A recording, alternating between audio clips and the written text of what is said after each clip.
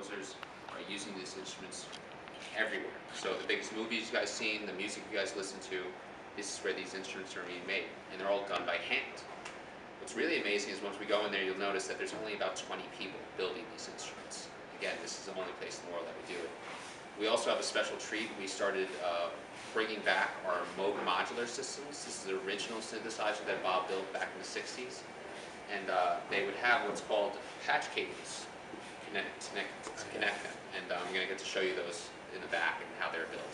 Before we do that, I just want to talk about how we got here and the history of the company and the originator and founder of Moog Music.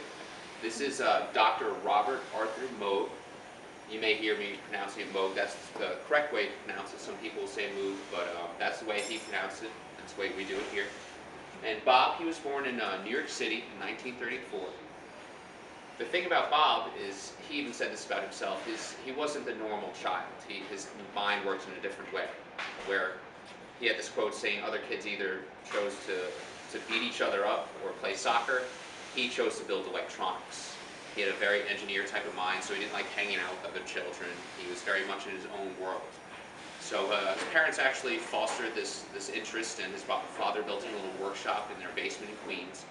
And when Bob was a young 14-year-old boy, he was able to get this instrument right here. This is called the Theremin.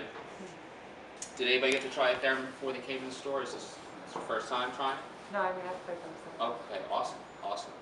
So this is the second electronic instrument to ever be invented back in 1919, almost 100 years ago, by a Soviet Union scientist named Lev Theremin. And it's still the only instrument in the world you can play without touching it. So that's how far ahead Leon was thinking, or Lev. So we'll fast forward about 30 plus years when Bob's a 14-year-old boy.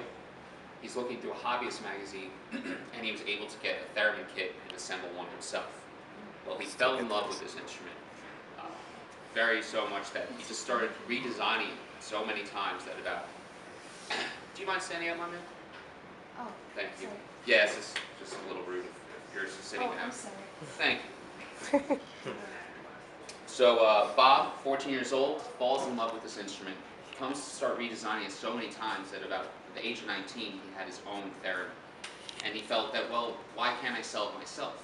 He went throughout New York City, selling these at around $50 a pop. Now in the early 50s, with inflation, that would be near $500 to be sold in today. Also, you have to remember, back in the 50s, electronic music wasn't even part of people's vocabulary. It really didn't exist for the mainstream at all.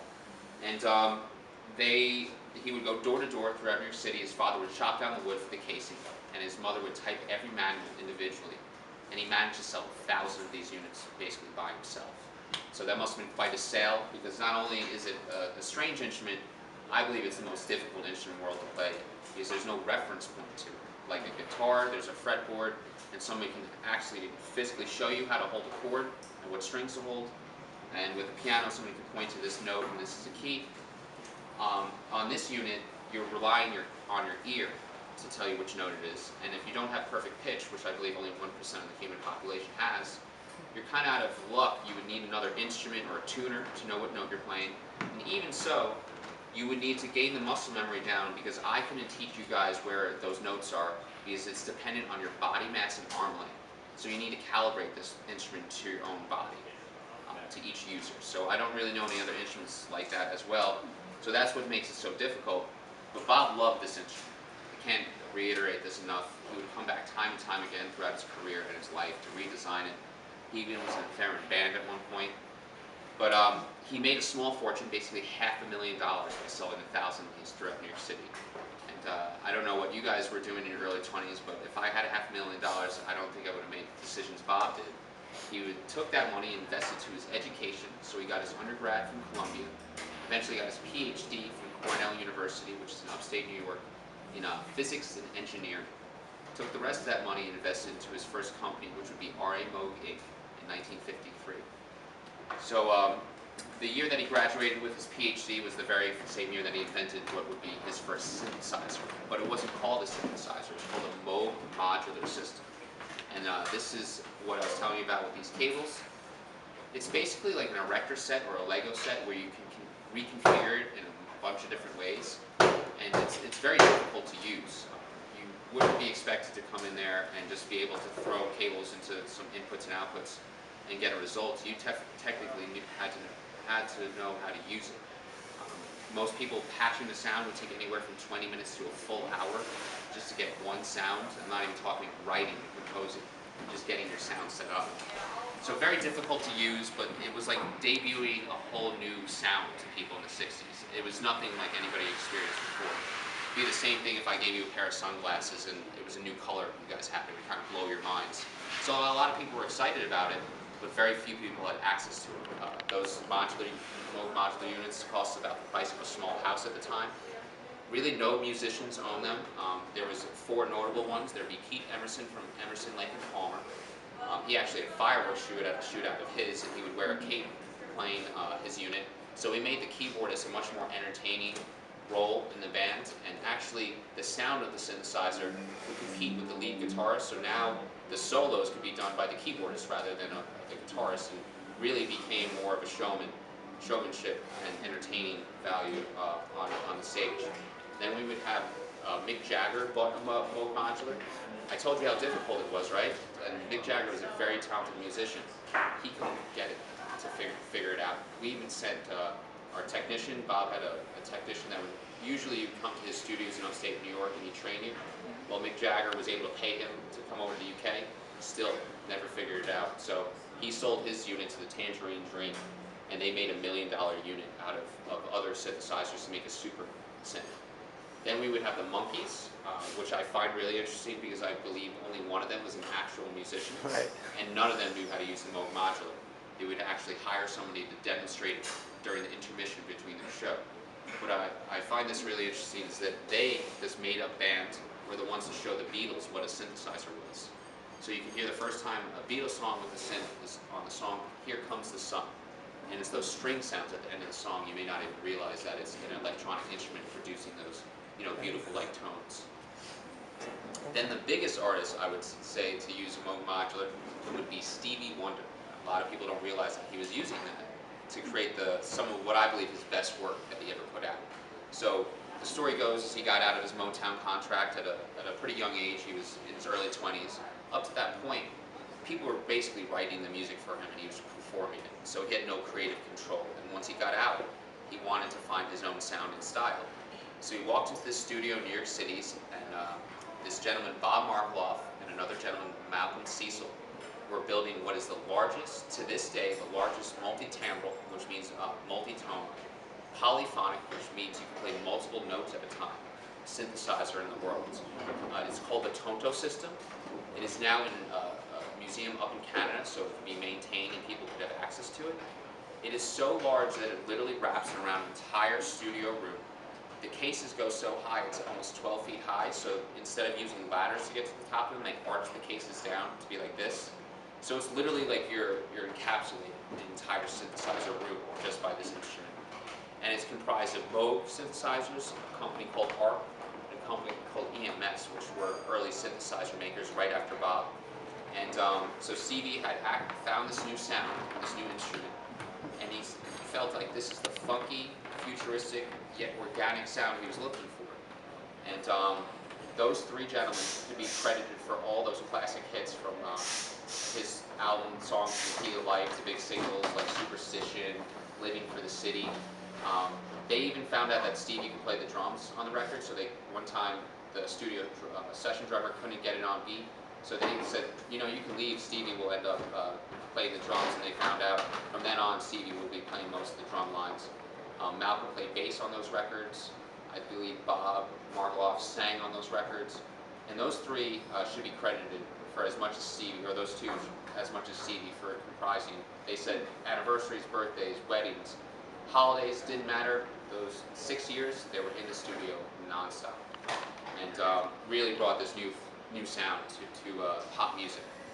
So we have these amazing synthesizers that they're changing the world of sound, but they're not easily accessible. Too expensive, too large, too difficult to use, and also they're unstable. These Moog modulars would go out of tune, some of them would go out of tune every 8 bars, or every 8 measures. So imagine how frustrating that'd be with a guitar that you were playing. Yeah. You kind of probably just put it down and be like, I can't do this. But a lot of patient back in the days for these units. So in 1970, he debuted what is known as the Minimoog Model D. And I would argue that this is probably one of the most important instruments, electronic or acoustic, to come out in the past 100 years. He's not only affected music, but every sound industry that we know. So film scoring, film and sound and television, sound effect design and Foley design, all different types of music. At this day and age, I really don't know any genres that are not using Moog synthesizers. Even bluegrass and country, metal groups. It's really, really amazing. I keep getting surprised when I see these bands. I'm like, they can't have a Moog in their setup, and they do. So some huge artists you guys have been hearing this Minimoog from. I would assume that most of you heard the song Thriller or Billie Jean from Michael Jackson. That song and that album, Thriller, which is the best-selling album of all time, by a lot, actually. Quincy Jones, who produced that album, went through 250 different instruments before specifically choosing the Minimoog as the primary sound on that record. So the Billie Jean bass line, the Thriller bass line, countless other riffs and melodies through that album, all done with the Minimoog Model D. We would have Giorgio Moroder, who did the film scores for Top Gun, Neverending Story, Scarface, using the Minimoog Model D. He's also one of the first people to work with Donna Summer and start really that type of disco, using the Minimoog on all her records. And Giorgio Moroder actually just kind of made a comeback. He worked with Daft Punk, the robot duo out of France, and he produced all that. They use Moogs and all Minimoogs in all their setup. And then Giorgio Moroder is coming out with his own album pretty soon. But in modern day, we would have some big blockbusters being composed with all Moog synths. So Interstellar, Batman series, Inception. The film score composer is Hans Zimmer. He's considered one of the best film scores in the world and in history. He said recently in an interview that he wouldn't be able to do what he does without his Moog modular system. So we've been hearing it for many years, and I'm going to show you, before we go into the factory, how I can play these instruments and show you the tones and sounds we can get out. Now, I have been working here for about 2.5 years. I wouldn't doubt that we've had almost 100,000 people in that time since I've been here come through the store. I've met about 4 people that can play this instrument. Again, it's one of the most difficult instruments in the world to play. And to become a virtuoso, it's a very small list. Like Theremin players that are that good know of each other, and it's like a very small community. So again, this was actually done by a scientist in the 1919 from the Soviet Union. He was inventing an electronic alarm system. Up until that point, everything was mechanical with pulley systems and such. But he realized he had the same frequency response as a cello. So he fine-tuned this device to become an instrument. And what's actually happening here is there's electromagnetic fields being emitted from both antennas. And once we interrupt those fields, meaning we step in with our body, the human body has a capacitance for electricity, meaning we can ground the field once we interrupt it. So,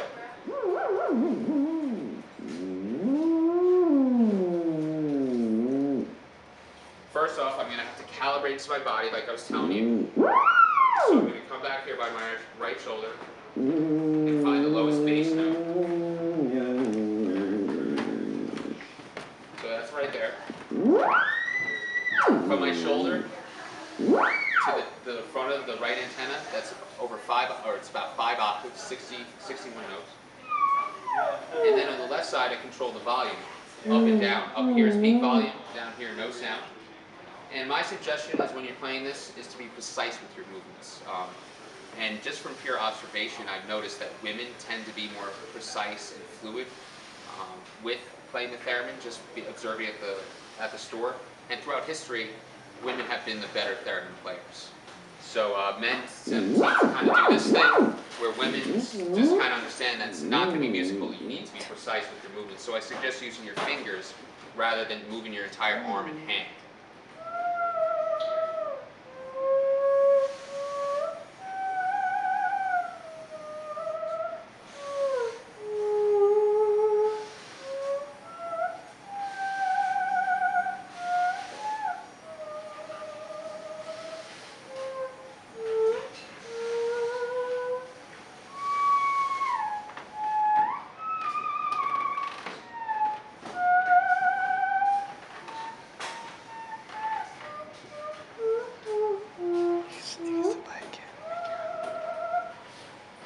So I told you that it's such a difficult instrument to play. I am by no means a thereminist. That's just kind of what I've learned over the couple of years I've been here.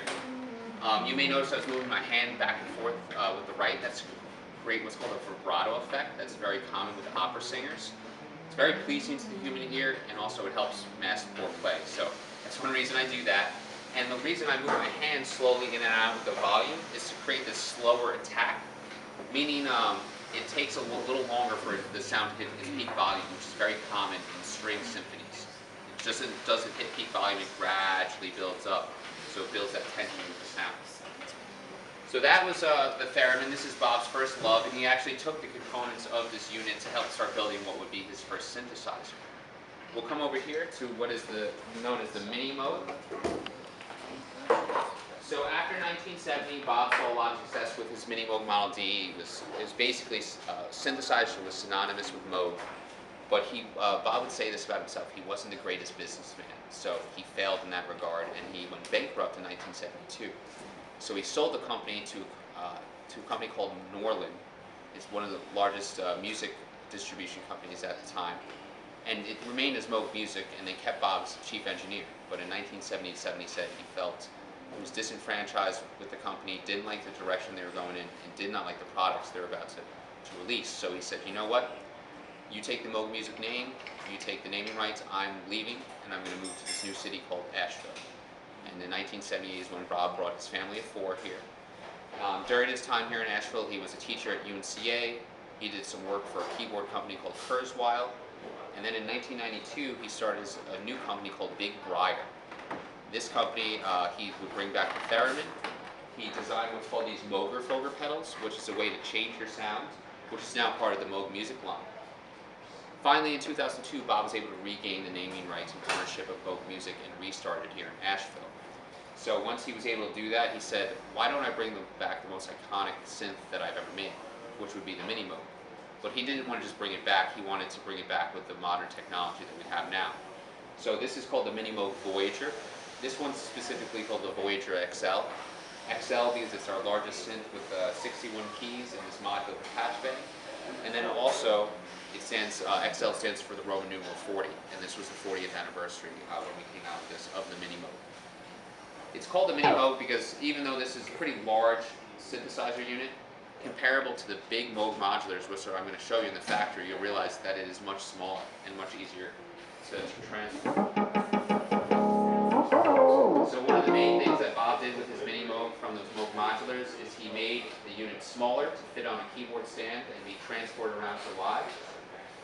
No longer did you have to wire it together yourself. You see this section, your oscillators, is your voice of the synth.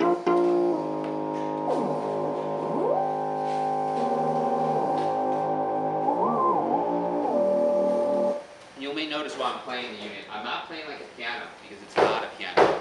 It's a monophonic instrument, meaning you can play only one note at a time.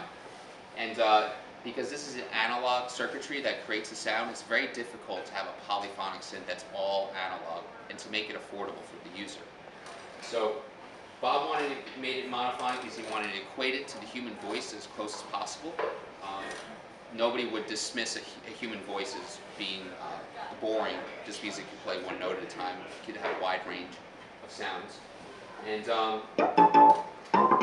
he wanted to be able to have the synth create any sound that you want. So these oscillators, your mixer, your filter, your envelopes, you used to have to patch those together yourself, eliminated that process.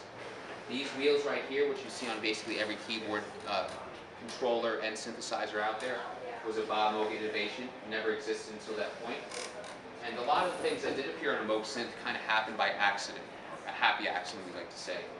While designing the Minimoog Model D, he realized there was an open space in what's called the left cheek, and he said, let's just throw a slide pot in there, which is a unit that moved up and down like this. Eventually he designed the wheels for accuracy, and just so happened to become one of the most universal tools on a keyboard instrument. And time and time again, Bob would just say that it just happened. He was very egoless with his ideas. He actually said that his ideas came from somewhere else. He didn't talk about a god or anything. He just said he was a vessel for these ideas. They popped into his head, and a lot of his ideas that he came out with really changed how he controls it. So one of the main tools that on our synthesizer, and really any synthesizer out there, is our cutoff filter. And this is a way that we remove frequencies. So if you hear me talking to you right now, you hear the full frequency range of my voice. But if I use my hands as a filter, I'm going to remove the highs and you just hear the bass of my voice. Same thing that's happening here. That's the filter wide open, and as I start turning it down, you can hear the sound change, remove those highs, and now we're just left with a subtone.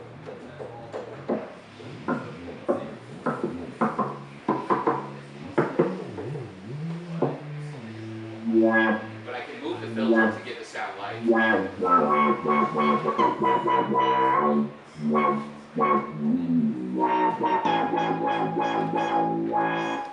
This section right here, like I said, every synthesizer should have a cutoff filter, but it's the Bob Moog ladder filter that separates us from the rest of the pack. You all right? So, again, it was a happy accident when designing the filter, which he believes is the only thing that he could patent on his original minimoog, which Bob was inducted to the Inventors Hall of Fame in 2013 because of this design. He overdrove it by 10 to 15 decibels. And about a month into production of the original minimoog, he said, you know what, even though we made a mistake, it sounds really good, so let's not change a thing.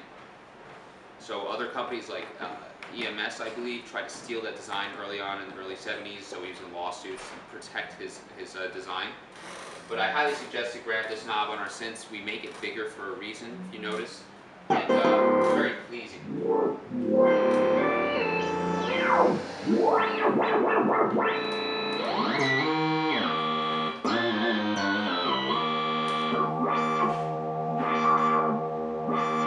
But on our Voyager, like I said, Bob wanted to add some modern technology to it, and that's what this touchscreen is here for. I recently made the kind of discovery realizing that when Bob designed this in 2002, touchscreen devices were not even a thought, like it wasn't popular whatsoever. There weren't any really out there.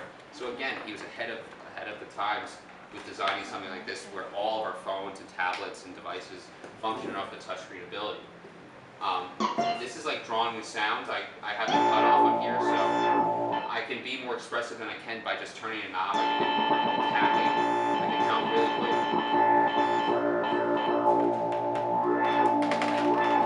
How similar is that to like the Chaos pad? You see like the This is actually precursor to the Chaos. it's close to the idea that you can change a sound, but this is actually analog. Okay, cool. I don't have it fully explained, but there's like a gel behind this unit that like feels like when you press on it that sends electric voltages to send the signals. The thing about this is that we can really set it up and control anything that we want to. Where I'm not sure if the Chaos can really. There's effects I know you can have on it, but it's set with the programming. Yeah.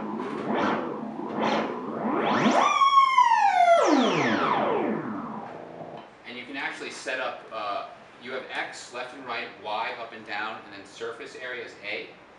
You could split your signals into 3 separate signals for each X, Y, and A. So that means you can control 9 different things in your one hand, which is just impossible. Yeah. Unless we all stood around there and at the same time said, let's move our hands for your knob and exactly how we want it to move. Be very difficult to obtain. But you literally have all this control just in your one fingertip at the touch screen. So that's a lot of fun to play with. And then we have this strip right here called a ripping controller. Oh, that's awesome. Which actually was designed for the Beach Boys. Good Vibrations was the first pop song that the Theremin ever appeared on. And I was telling you how difficult it was to play, so nobody on the Beach Boys wanted to learn how to play that unit. So they asked, the manager showed up Bob's factory and said, hey Mr. Moog, we need something physical to play in the video, because none of our guys can play it there. So Bob designed what's called this ripping controller strip for that reason, and now it appears on our synthesizers. So that's where, like in disco music, you hear that boo. Could be, or there's a function on here called glide, which Bob put on one of his, not his like 1970 models of like the Moog modulars. Like in Ring My Bell, you know, it's like Hold on. So if this glide is how smooth you can go between notes, and if you have it on extreme setting,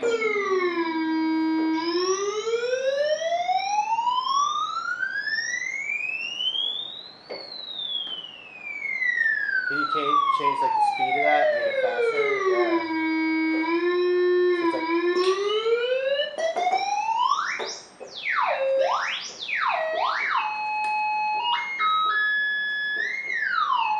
it could be something musical, and then it could be done for like that sound effect that you would hear on a lot of different songs and movies and film. But so that glide was actually designed by a user of a Moog synthesizer named Wendy Carlos. He was a gentleman named Walter Carlos that went through a sex change while making one of the most prolific Moog albums of all time. It was called Switched on Bach. Yeah. It came out in 1969. It is to this day the best selling classical album of all time. And literally while that Wendy was producing it, she was going through that sex change. And I find it very interesting. The synth world is a very male-dominated arena, but it seems that women have been some of the most instrumental and influential people within the synth world. Clara Rockmore, which I'll get more to her about the theremin. She was the first virtuoso of the theremin, still considered the best thereminist, one of the best thereminists in the world. And then we would have Wendy Carlos, making one of the most important albums for the Moog synthesizer. Because prior to 1969, everybody felt these instruments would last for about 5 years and then die off. They felt they were too weird and strange. They're not actual instruments. Wendy Carlos used a Moog modular that would go out of tune every 8 measures to produce an all Bach album. Remember, this is a monophonic instrument. Bach does not play monophonic pieces. So she had to record every chord she played individually, one note at a time, on a 4-track tape recorder. Over 2+ years of recording and engineering and composing this album. Absolutely amazing. You can check this out on YouTube. But once that album came out, it was not only critically successful, it was commercially successful. And everybody thought, I buy this big box that Wendy's standing in front of. Actually, the first album cover was a Walter, because it was very taboo to have a sex change back in the day. So Walter was on the cover with the big Moog modular. Everybody tried to buy a Moog modular after that, and figure out very quickly it's not just the sounds are not in a box ready for you to take out and make music. It required a lot of time, effort, and talent. So I just want to show you one way before we head to the factory how I and many people have used the synthesizer without playing your traditional bass lines and leads.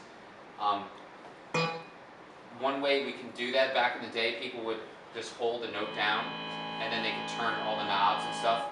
That's called opening the gate. When you hit a key on a Moog synthesizer, it is as organic of a process of you strumming the strings on a guitar. You're hitting this key that's causing these oscillators to cycle to create waveforms, just as you're creating waveforms when you strike strings on a guitar.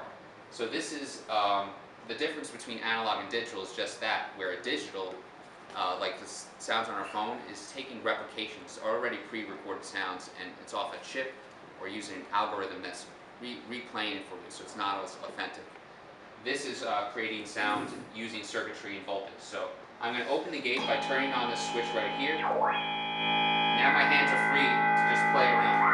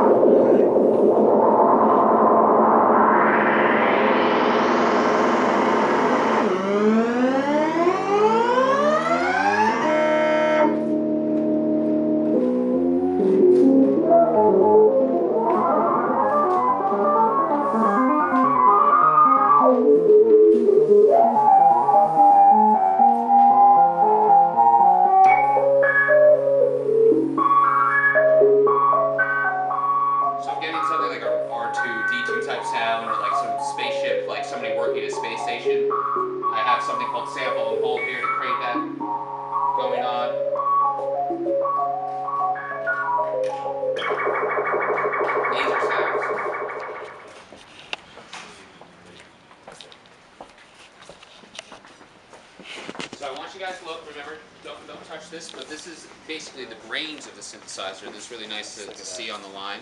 This is actually the unit I was just playing with, but it's a special limited edition version. You may notice the text is in a different font.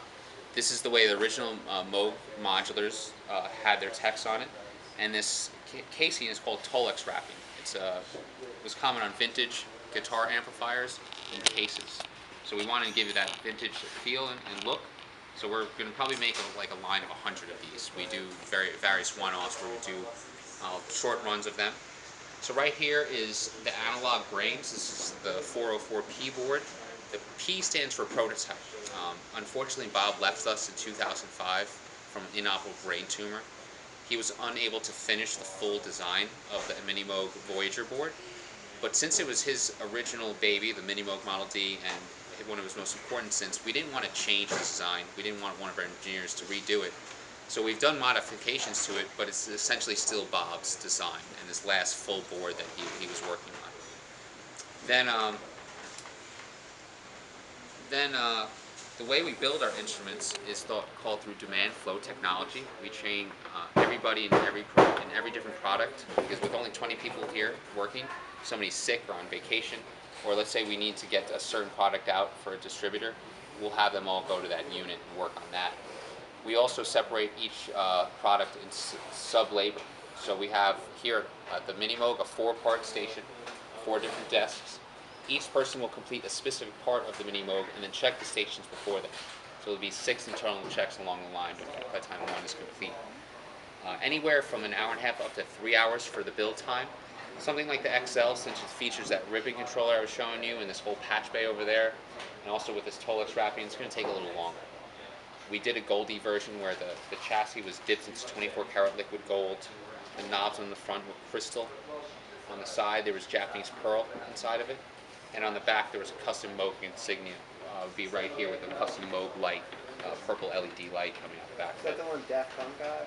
Who has that one?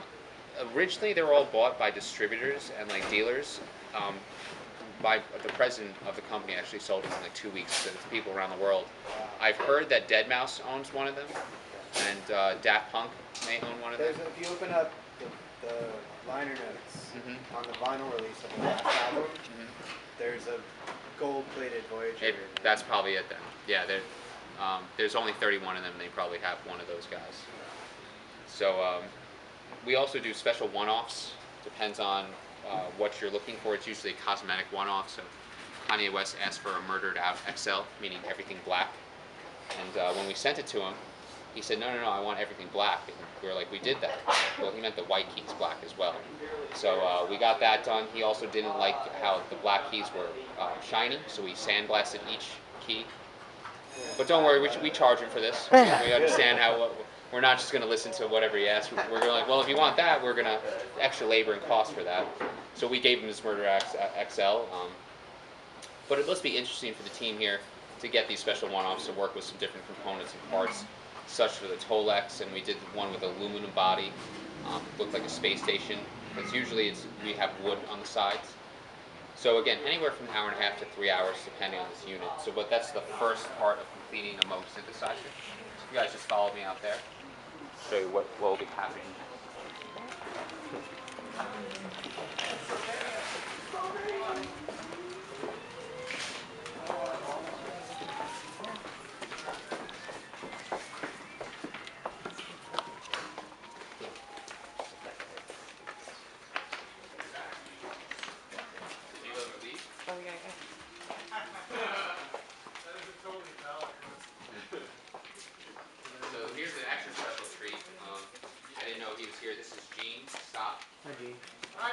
He's one of the head engineers behind bringing back the Moog modulars, and as you can see, this is what we're dealing with. This is our modern day. It's like I said, it's like we're going back in time and we're building it with Bob. So he's using the same engineering processes and technology to build these units. So if we want to just, again, don't touch anything, you just pop around back and take a peek. You can notice that every single circuit board, everything is hand soldered, hand wired by Gene and our excellent modular team that we have going on. We haven't even equated how many hours have gone into these units. They're really trying to get the most efficient process to building these guys. Again, you know, Bob did a lot of these things without recording his processes, so Gene had to do a lot of reverse engineering to basically come out with the build process for these units. Rock on, Gene. I get paid to do my hobby. Yeah. He works extremely hard. It's really amazing what we're doing, because if we were going to do this, we needed to do it right, and Gene's the man to do that for us. And this is our System 55. There's a System 15 and a System 35. These will ranging from $10,000 to $35,000. Very limited lines because it's difficult to catalog all these parts and build them as well. So next door we build the actual individual modules, and then here's where they assemble what's called the systems. So here's one of the modules by themselves. And I believe when you did the Keith Emerson one, you said you were doing a lot of the modules of your kitchen. I remember you telling me that story. Yeah, it got old real quick. I can imagine. Not the best facilities to do that, but kitchen table. still managed to do it. So that's how talented Gene is. And I mean, if you guys just take a look, you can just see how much wiring is going on here. It's something that does not happen. When was the original modular? 64, I think. So that's on when we talk about Keith Emerson. That's on the first King Crimson album. No, like Crimson, Emerson, Lake and Palmer. Emerson, Lake and Palmer. But 1969, I Crimson believe, is used when it got Mellotron. Oh, I'm thinking Rick Lake. Rick Lake was in King Crimson. Rick Wakeman? Yeah, Rick Wakeman was in Yes. Rick Keith Lake Emerson. though was That in was Greg Wake. Greg Use Lake. in words I don't know. Greg Lake was in King Crimson. King Crimson. Yes. Before Emerson, Lake and Palmer. I wonder if the strings then, Huh? the strings on like Epitaph. Oh, those are Mellotrons. Okay. Those are tape recording.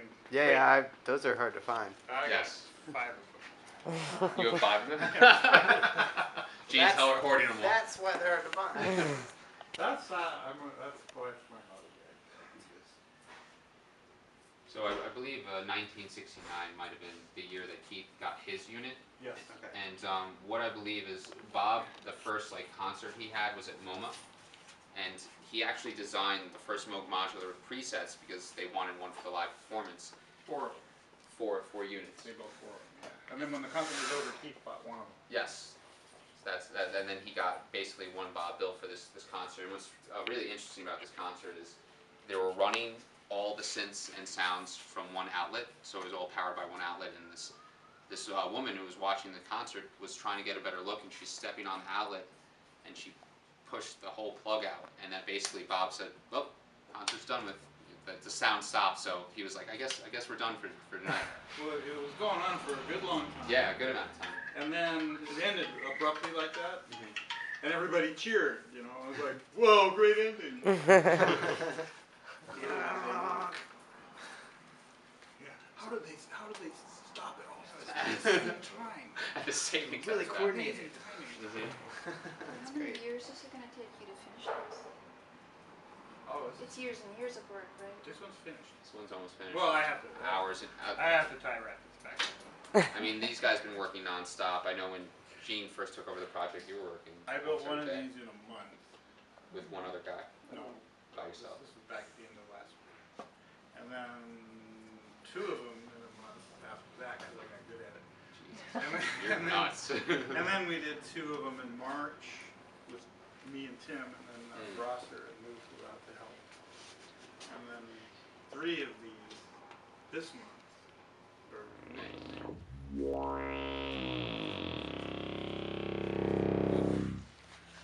makes noise too. Oh look, there's an EOS. Oh, yeah. That's a 10-inch My one. pleasure. Appreciate your time. That is just like our speaker. Follow you back this way. Yeah, we're gonna come back this way, guys. Do you like working here? I think so. Right? I mean, we kind of like working here because Yeah. I don't think it's possible without Kind it. of like a mom. Yes. I love it.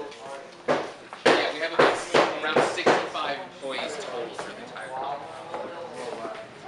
We're all based here. Gene comes out of LA, but we bring him back here a lot. At one point he was building the modulars in LA, and he said, we need him here, so we made space to saturate and next door, have a modular team in-house.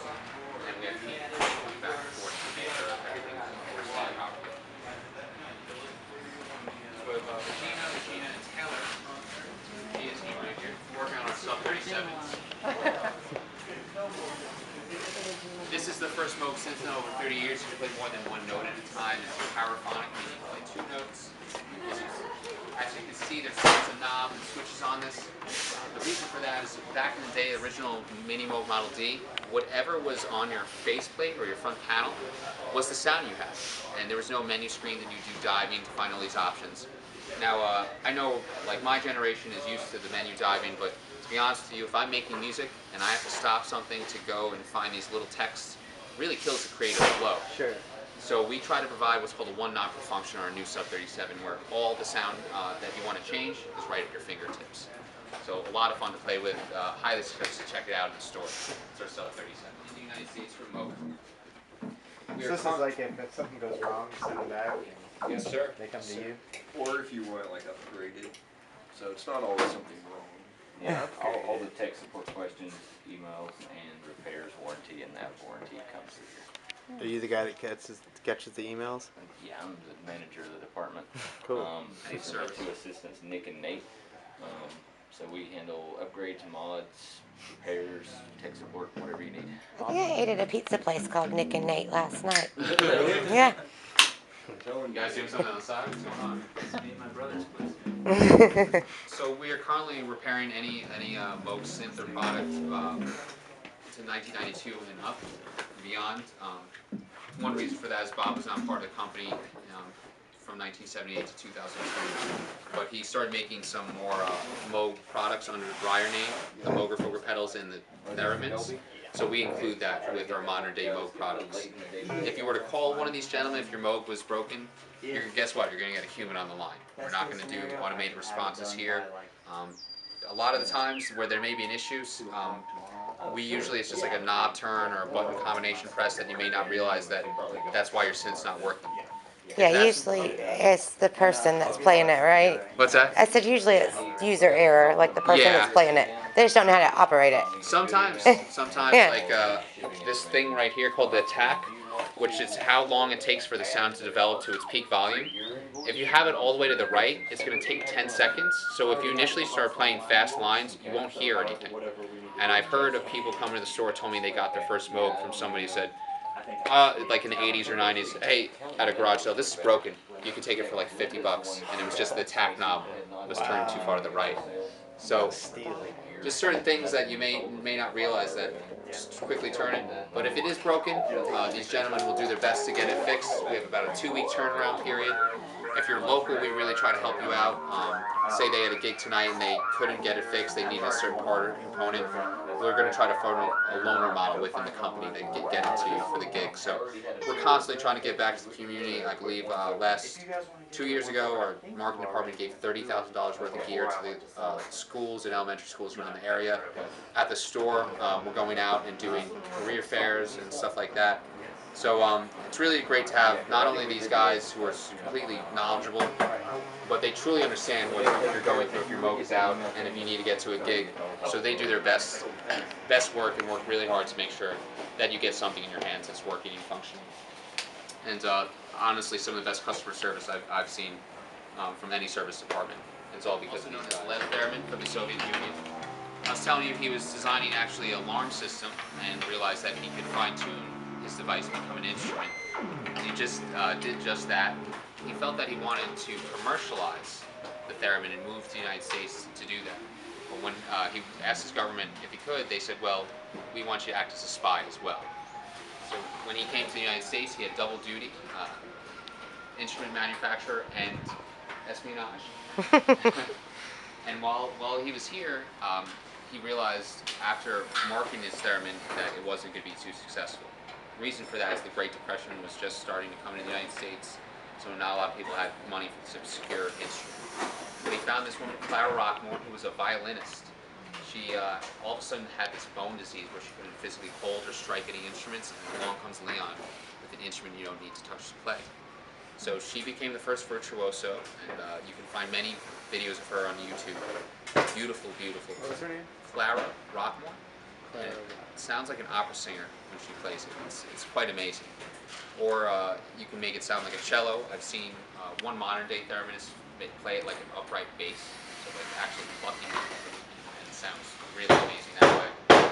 But they saw much success going throughout the United States, playing many different venues. But in 1938, Leon basically disappeared off the face of the earth. And a lot of people felt that he either left the United States because of mounting taxes that he did pay, or that he just died. You know, I'm sure a lot of people just disappeared back in those days without information traveling. They didn't know what happened. But what actually did happen is he was abducted by the KGB and brought back to the Soviet Union. And although he was a highly acclaimed scientist when he left, the regime changed, a lot of the political climate has changed in the Soviet Union, so he was placed into a labor concentration camp. And he was required to basically move bricks and boulders, and that's how much this camp would be paid in food, just enough to survive. Well, being the ingenious guy he was, he designed a railroad system out of trees around him, using primitive tools, and used a wheelbarrow as his cart for the track. And this track was like a 20-foot track that he could move constantly. And they were able to move a lot of bricks and boulders that way, and they realized this guy is way too intelligent to be doing hard labor. So he was placed in the espionage unit, and he designed the first bugging device, which is a little tool that you put on you that spies on people. It picks up your audio, and this was placed into a plaque that was given to the Soviet Union U.S. Embassy that spied on the United States for 20 years during the Cold War. Not only was it the first of its kind, but it was powered by radio frequency signals. So that's how they were able to spy for so long without anybody realizing, because they would just turn it on and off whenever they wanted to pick up what they really wanted to information they wanted to gather. Leon can be credited for the first color television as well, back in the 30s, way before even people were even thinking about television. He was working with cryogenics back in those days, made the first drum machines in the late 20s.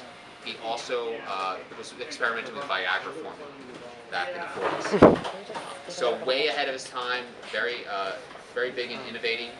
You guys have to realize if you walk through an automatic door or alarm systems that, you know, that signal to another place that somebody's in your house, or lights that turn on automatically, it's done through this technology, electromagnetic waves. So we can thank Leon for that. But what's really interesting about his life is that, assumed to be dead, so there was going to be a documentary made on him, because his life up to that point that he disappeared was very interesting. And when they went to his gravesite in the early 90s to film the gravesite, they were like, is Leon Theremin's grave around here? Well, it turned out they were like, he's still alive. So nobody knew that for the past 50 years Leon was living in the Soviet Union. So imagine his mindset to be introduced to culture, because you know you're pretty sheltered in the Soviet Union, probably not exposed to too much culture out there. That a young boy from New York City took upon his instrument and created another instrument that everybody in the world is using. So that must have really made him feel good. But again, both he and Bob weren't going for this acclaim. They were still designing and innovating even without the Moog music name behind Bob, and without Leon even being known that he was alive. And really great is that they brought Leon back to the United States, and Bob got to meet one of his heroes during that time. But I think it's a good similarity between both of them, how passionate they were about what they were doing, and just remain humble about it. Bob, to the day he died, drove this beat-up car that had a rainbow painted on it by his granddaughter. Just understanding what was really truly important. And that's why we still have the philosophy here, building by hand, 75% of materials from the United States, and also just staying here in Asheville. So I want to thank you guys for coming out to the factory on your afternoon. Really appreciate your time. If you have any other questions, please let me know. If you want to demo something, I can do that for you. So thank you. Appreciate it. Thank you.